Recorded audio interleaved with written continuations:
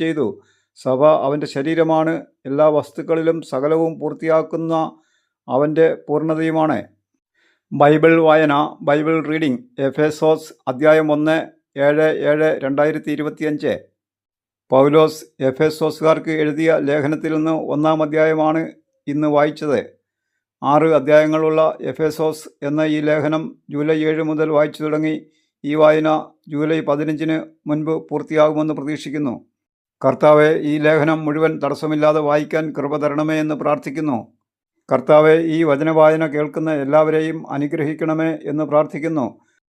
കർത്താവായ യേശുക്രിസ്തുവിൻ്റെ കൃപയും ദൈവത്തിൻ്റെ സ്നേഹവും പരിശുദ്ധാത്മാവിൻ്റെ സഹവാസവും നിങ്ങളേവരോടും കൂടെ ഉണ്ടായിരിക്കട്ടെ. എഫേസോസ് 1-ാം അധ്യായം വായന പൂർണ്ണമായി. അതിനെ സഹായിച്ച ദൈവത്തോട് നന്ദി പറയുന്നു. Thank you.